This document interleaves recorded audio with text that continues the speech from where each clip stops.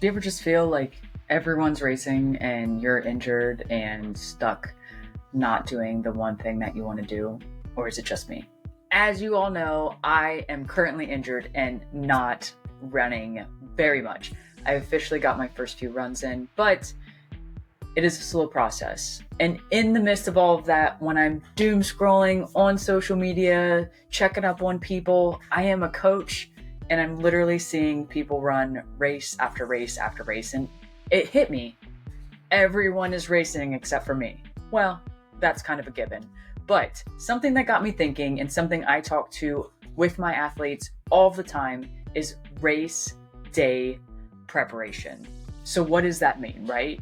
We prep so much in training for these races. We put on so many long runs, so many back-to-back runs, so much mileage is accumulated throughout the process of training. But do you sit down and do the nitty-gritty for your races? So I'm going to go over some things that I like to share with my athletes to get them primed, prepped, and ready to go for a race. The biggest thing, and something that I swear is a little worse than actually training for your race, is the logistics, especially for a 100 to 200 mile plus race. Logistics is so important. And what does that mean? So when I'm talking about logistics, what I'm talking about is the planning, the aid station stops, what you're going to need at each aid station, who, what, where they're going to meet you, how they're going to meet you, how prepped and ready they're going to be. And when I say they, I mean your crew or potentially the aid station or the drop bags that you need to prepare. There's so much that goes into getting ready to run your first race, another distance, a hard race, all of the above. So logistics, main priority. Maybe I'll make another episode about logistics and really go into detail on what I do and what I recommend for people prepping and planning for a race. But just know there's a lot of time that goes into logistic planning for a race. And it's, in my opinion, one of the good and favorite parts of racing and planning for races. I love it. I love all of that nitty-gritty organization and all that crazy stuff. But another thing that's really important and something that kind of helps all of this is a pre-race checklist.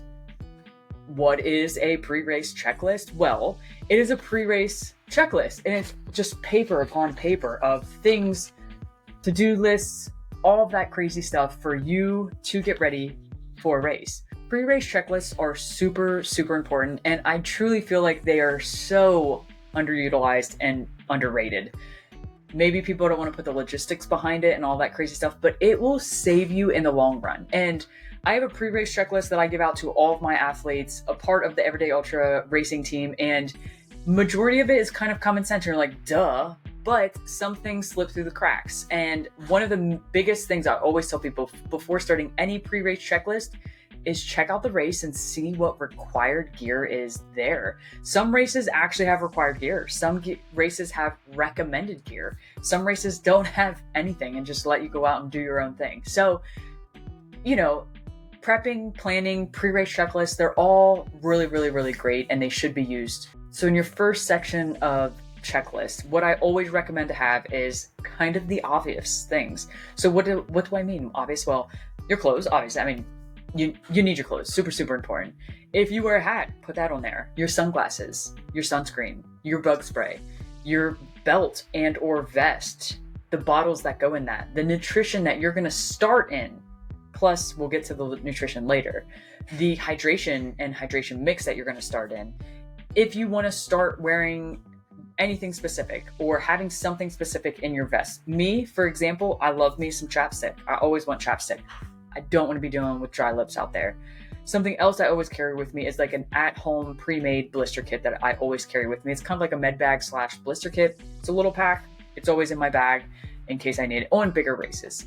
And then anything else that you may want. Some people carry little bags of lube and sunscreen and or like a little thing of bug spray depending on the race. So it's these must-haves, these things that you're like, yes, of course. Then we'll get into like the required gear. And majority of races that do have required gear, one of the main things they always say is you have to have the GPX downloaded on your phone and your watch or your watch. So one big thing, and that could also potentially be a must-have, but a lot of races require it. And if they don't require it, I feel like it's a loop course and you probably don't need it, to be 100% honest. But that is having the required gear is essential. So that needs to go in there. So your GPX ball, like I just mentioned, it could be an extra 200 to 500 calories of nutrition that they require you to carry with you. It can be a emergency blanket. It could be a hat, gloves, winter stuff, rain stuff, pants that cover the full legs. You name it, I'm sure it is on a required list somewhere. Another huge thing, I can't believe I forgot this, headlamp with extra batteries. All this stuff is super, super important. And if it's required, have it. They will stop you and they will not let you either race or proceed in a race if you do not have the required gear. So make sure it's in there. So, and then also in your checklist, there's so many different options. So like say you're doing a mountainous race, you obviously want to have your poles and your quiver, or your poles and somewhere to place your poles when you're not using them. You want to have weather specific gear. So if it's going to be hot, maybe you want an ice bandana and a hat to put your ice in. Maybe you want arm sleeves to put ice in, or arm sleeves to keep the sun off you. Maybe you want a sun long sleeve shirt. Maybe it's cold and maybe you need a puffy or an insulated layer or pants.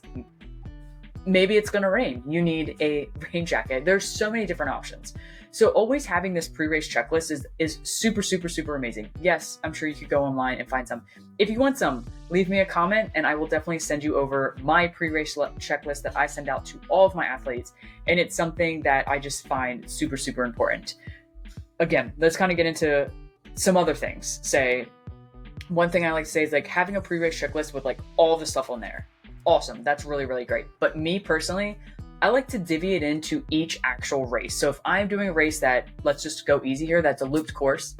And every time I come into each loop, I'm going to have a new checklist for loop 1, loop 2, loop 3, loop 4, loop whatever. Or if it's an aid station that goes from point A to B, C, D, I'm going to have a bag for each aid. So each aid will have a bag. Each aid will have a checklist. In that bag is the checklist. But just in case, maybe some extra things are on there that I don't actually have in the bag. Maybe it's already on my pack just to make sure I have it. So some things that could involve in that are going to be socks, blister stuff. So like relubing your feet, shoe change, clothes change. Maybe it's caffeine at a certain point during that actual race. There's so many logistics. And if you just like, the best way to do this, I swear, is to lay out all of the options for aid and then go aid by aid by aid by aid. And now you may ask, well, how am I going to know like when I'm going to be at this certain section? Get a freaking pacer chart. Use Ultra Pacer. I highly encourage it. I highly recommend it. ultrapacer.com will give you so much structure, gives you so much advice and a recommendation on times, estimated times of arrival, your finish, your pace.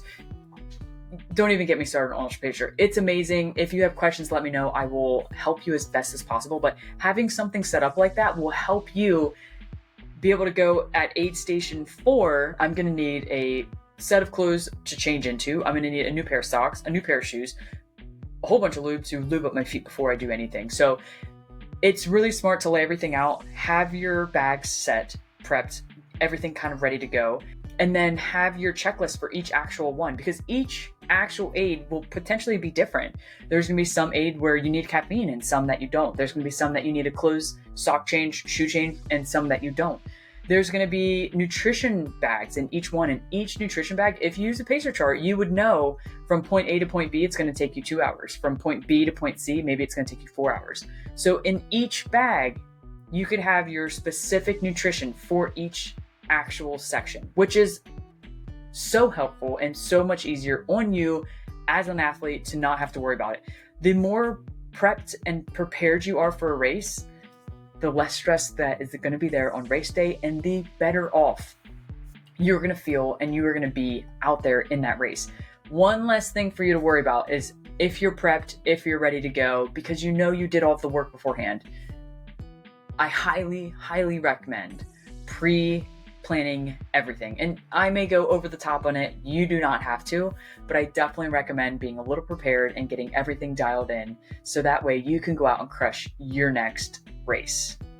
Something else to think about, and I do if I know I'm going to have a crew, is I pre-plan everything. I have a pre-race meeting with them And I also give them pre-race checklists. And usually what it is like, at this aid, all of this stuff's going to be in this bag. Make sure I get it, but I also need A, B, and C.